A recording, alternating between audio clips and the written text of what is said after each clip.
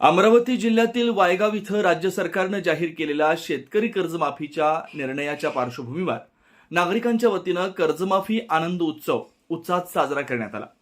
या कार्यक्रमात बच्चू कडू यांची भव्य लाडूतुला करण्याचं आयोजन करण्यात आलं होतं। कार्यक्रमस्थळी मोठ्या संख्येनं शेतकरी, नागरिक व कार्यकर्ते उपस्थित होते। मात्र कार्यक्रमादरम्यान बच्चू कडूंनी अत्यंत संवेदनशील आणि विचारप्रवर्तक भूमिका घेत स्वतःची लाडूतुला करण्यास स्पष्ट नकार दिला। कर्जमाफीचा खरा मान हा कोणत्याही नेत्याचा नसून गेल्या अनेक वर्षापासून कर्जमाफीसाठी संघर्ष करणाऱ्या शेतकरी बांधवांचा असल्याचं त्यांनी ठामपणे सांगितलं। हा सन्मान माझा नाही तर शेतकऱ्यांचा असं म्हणत त्यांनी उपस्थितांपैकी एका शेतकऱ्याची लाडूतुला करून त्याचा गौरव केला। या अनपेक्षित निर्णयामुळे कार्यक्रमाला वेगळंच वळण मिळालं आणि उपस्थितांमध्ये समाधान व अभिमानाची भावना निर्माण झाली। अनेकांनी या कृतीचं कौतुक करत बच्चू कडू यांच्या भूमिकेचं स्वागत केलंय। यावेळी पुढील भूमिकेबाबत बोलताना बच्चू कडू म्हणाले की सरकारनं थकीत कर्जदार शेतकऱ्यांना दिलासा दिला असला तरी नियमित कर्जफेड करणाऱ्या प्रामाणिक शेतकऱ्यांनाही न्याय मिळणं तितकंच गरजेचं आहे। जे शेतकरी वेळेवर कर्ज फेडतात त्यांना प्रोत्साहनपर लाभ मिळाला पाहिजे, अन्यथा प्रामाणिकपणाला शिक्षा आणि थकबाकीदाराला बक्षीस अशी परिस्थिती निर्माण होते असं त्यांनी स्पष्ट केलं। यासाठी पुढील काळात संघर्ष उभारण्याचा निर्धारही त्यांनी केलाय।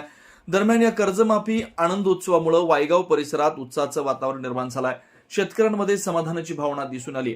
बच्चू कडू यांच्या या भूमिकेमुळे शेतकरी प्रश्नांवरील चर्चेला नवपरिमाण मिळण्याची शक्यता व्यक्त केली जाते।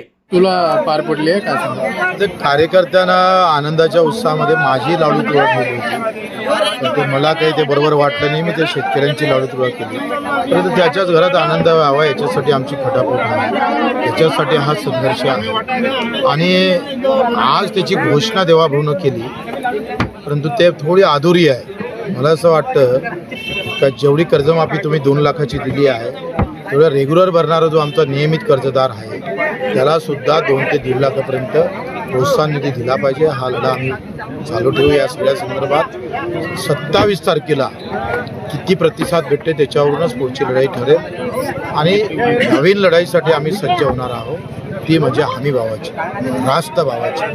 कारण नेहमी कर्जमाफी याच्यापेक्षा कायमचा हमीभाव जर भेटला तर कर्जमाफीची वेळच शेतकऱ्यावर येणार नाही। त्यासाठी लढा मात्र आम्ही अधिक घट्ट, अधिक मजबूत केल्याशिवाय